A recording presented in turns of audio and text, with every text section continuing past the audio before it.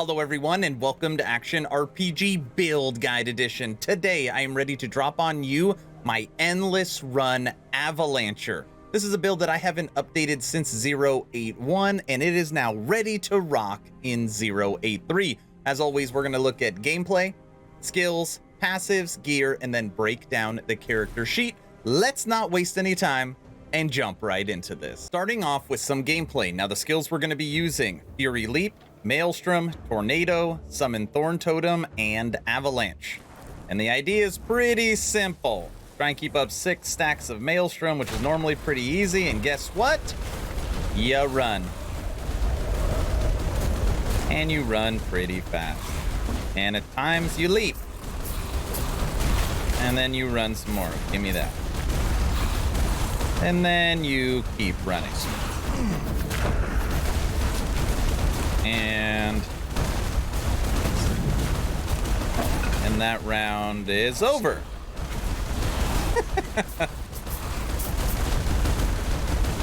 That was a little too fast. Let's do one more. And we're off. Come and get me.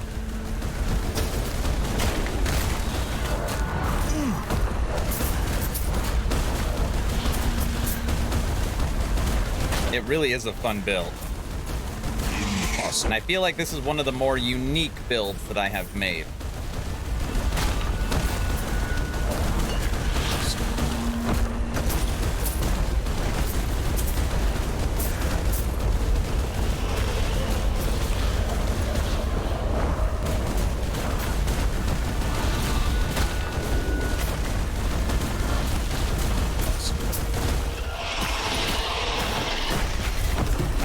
Come and get me. And then anytime you fight a boss, people are like, this build must suck against bosses. Nope. You literally just circle them and they normally can't hit you. Oh, he's dead already.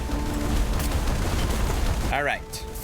Let me show you how to recreate this build. So let's break down some skills, starting with the newcomer, Fury Leap. And I can't believe I didn't see this on my previous builds. But you need a movement skill here, and this actually works. You want to put 5 into Warrior's Entrance and 3 into Rage. This makes it so when you leap and land, obviously you're normally jumping into people. The Avalanche will be around you. Your Avalanche will now do more damage, and you will have increased cast speed.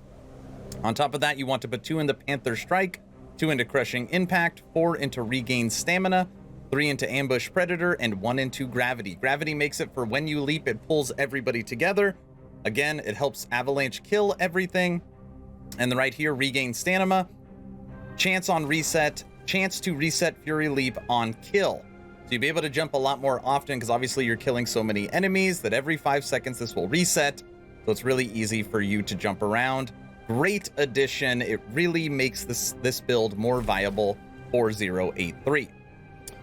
Moving on to Summon Thorn Totem. It's kind of a staple. Totems don't do damage, but they buff you in so many ways, and I'll explain when we're at the character sheet, okay? You want 4 into Forested Expanse, 4 into Eternal Forest, 1 into Grove Mind, 2 into Memories of Eterra, 5 into Totemic Wisdom, 3 into Venom Tipped Thorns, 1 into Ice Thorn Totems. 1 into Ice Thorn Totems. This is what makes it a cold skill. And that is it. Moving on to Tornado. And on here, you want all the mana efficiency stuff first. You want 1 into Aspect of the Storm, 4 into Gust of Renewal, 1 into Storm Dervish, 4 into Swift Wings, 4 into Lasting Storm, 4 into Hurricane, 1 into Eye of the Storm, and 1 into Snap Gale. Snap Gale is what makes it an instant cast, and Eye of the Storm is what makes it attached to you. So you're no longer just making tornadoes. The tornado literally is you. So anyone around you is getting hit by the tornado. It's giving you tons of movement speed. It's causing damage, and it's an insta cast. So you can cast it while you're running so you don't have to stop. It's really, really nice. Tornado. Moving on to Maelstrom. I love me some Maelstrom. You want 3 into Whirlpool, 4 into Turbulence, 5 into Gathering of the Storm, 1 into Windswept, 1 into Wind Fury, 3 into Sleet Footed, and 4 into Calm. Calm gives you that mana efficiency. You will notice that all skills we take mana efficiency. And Maelstrom I'll explain a little later, but basically there's so many things that are making you cause Maelstrom. And the goal is to always keep 6 stacks up. You want 6 stacks of Maelstrom. Because when you have 6, you gain haste and you gain frenzy. That's how you can run so fast all the time. It's also why we take the stack duration, so they last longer. And last but not least, the bad boy itself, Avalanche. And on here I have 22 points because of my relic, and I will show you what you could take away for that. Okay?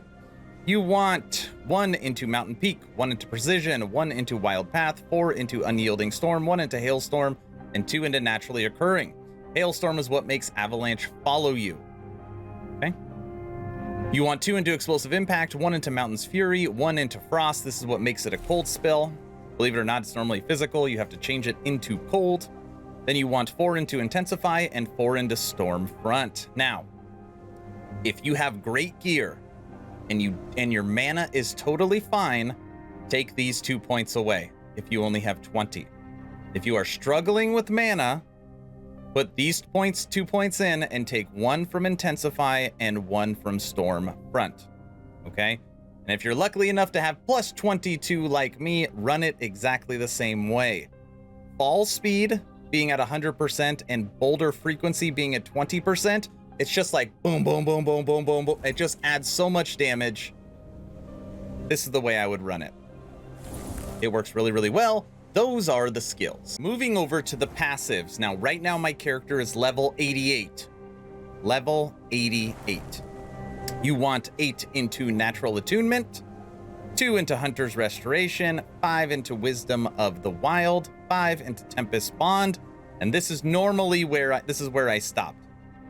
Okay, the last point that I had when I hit 88, I put 1 point into Elder Branch just to give me a boost to adaptive spell damage. Okay, but you don't have to go that route. So really, stop right here. Okay. Well, I guess you could put that point there. All right. Nothing into Beastmaster. Into Druid, you want 8 into Soul's Attendant for the increased mana and the increased attunement. And then under Shaman, the other 71 points. 8 into Shamanic Infusion, 8 into Silent Predator, 5 into Totemic Fury, 8 into Earthern Supremacy, 2 into Windbringer, 5 into Shattered Heavens, 8 into Rune of Awe, 5 into Protective Circle, 8 into Elements of Shrines, 6 into Swirling Maelstrom, and 8 into our Ascendant Circle. Whew, I can get it all out. And again, I'm going to explain Maelstrom and Totems, what all this does when we are at the character sheet. Those are the passives. Time for everyone's favorite gear, starting with idols. And there is nothing required with this build, gear or idols side. There's just some that are better than others. And you want to find this one. Increase cold damage per active totem, 4% chance to cast Avalanche, Boulder, and nearby enemy on spell cast. And this is just, gives you a big boost of damage as long as you keep your totems up. You can also go this route as well. Increase cold damage per active totem, and this one rolled with Vitality. Both are really good. What you really want is the increased damage per active totem. Okay? Go up to our little one, 29% chance to gain haste for 3 seconds after you summon a totem, and increase cold damage. I've literally only found one of these right now, because this should be the same down here, because I'm wasting the top affix. 38% increased spell damage if you have an active totem, but the mana regained from transforming is a waste. Then in here we just have some cold damage, and then the last idol, 10% chance to cast Maelstrom every 5 seconds. That's why Maelstrom's been going off like right now. And then increase spell damage. Those are my idols. They're not that great. They are okay. Now let's check out gear. What you want for this character is you want as much attunement as possible. You want cold damage, you want spell damage, you want crit chance, you want crit multiplier, all the basics. But the big one you cannot live without is mana regen. You have to have a lot of mana regen. So let me take you through the items. Helmet. Amulet. Armor. Weapon, staff. Pretty good. Ring, mana regen. Belt, mana regen. Ring, mana regen.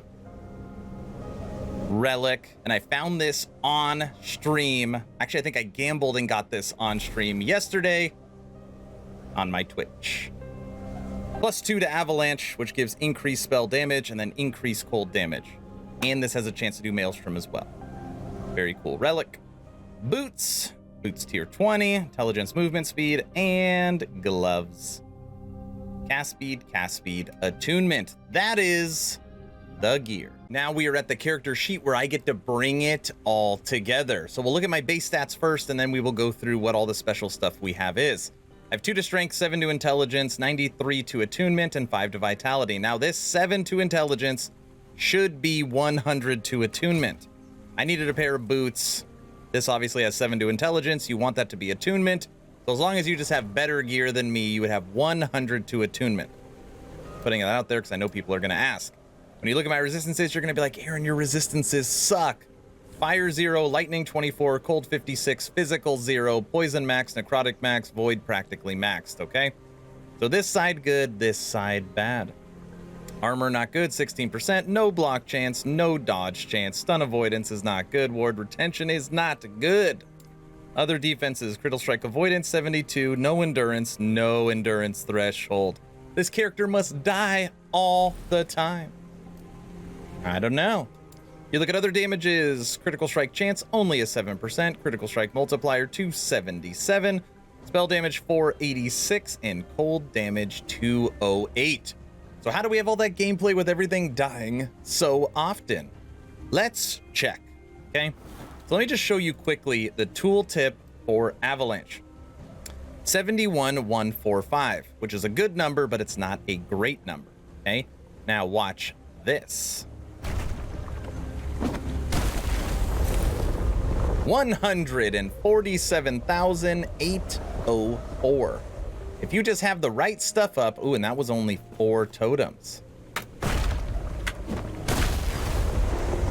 153,947. So you're talking about over double your damage in the right circumstances with Avalanche, as long as you get good with your keys and use everything correctly, okay? How does that happen? It happens because, remember, Fury Leap is going to give you increased global damage for 3 seconds when you land. And totems, oh, our totems. You remember our resistances? Well, look at this. Now we're at 125, 149, 181, and maxed physical. Our armor is now up to 20. And if you look at our damage, oh, go back up. Our damage is now 684 to spell and 400 to cold. Totems keep you alive and give you a huge boost to damage. See that? And then also a huge boost to cast speed. Now I'm up to 43. We can cast so much faster. Okay? Look at that. So you need to keep your totems up. Very, very, very important. Maelstrom. And that was a quick 12 casts. Now, gear-wise, I have 10% chance to cast Maelstrom every 5 seconds. Okay? That's not that much. On your relic, you have 21% chance to cast Maelstrom every 5 seconds. So if you add those two together, we are now up to a 31% chance to get a cast of Maelstrom even though you're doing nothing. That is why it keeps going off. But on top of that, in the actual skill for Maelstrom, you go right up here. Killing an enemy has a chance to create a stack of Maelstrom. This effect has a 2-second cooldown. So now when you kill an enemy, 25% chance to gain a stack, which you know is happening all the time. But we are still not done, because in your passives, you've got this right here. You have additional health and mana and have a chance to cast Maelstrom when hit. This effect has a 5-second cooldown. So now when you kill enemies, you have a chance to get a stack. When an enemy hits you, you have a chance to get a stack, and you have a 31% chance to get a stack every 5 seconds. That is why, as long as you are running, as long as you are killing enemies, it is very, very, very, very, very easy to keep up your stacks. And by the way, your cast speed is so high on this build that look at how fast you can put them up yourself. That was 6. And now you've got Frenzy, and now you've got Haste, and now it's easy for you to jump and just light up everything. All right, everyone, that's the build guide. I want to know your opinion. What am I missing to push my endless run Avalancher to the next level? Let me know in the comments section below. If you hadn't had a chance to check out my official Twitch, first link in the description below. I probably streamed this character for a solid 2 or 3 hours last night. If you want to see more gameplay and how we created it, again, first link in the description below. Always so much fun. If you haven't had a chance to join the official Action RPG Discord, please do so. We're now over 1,100 members, great conversations every day. The idea is to create a gaming community that could jump from game to game together so you never start the server alone. Link for that Discord is also in the description. I hope you all enjoyed this endless run Avalancher Primalist Shaman build guide. Hopefully you were entertained or at least learned something. Aaron, out.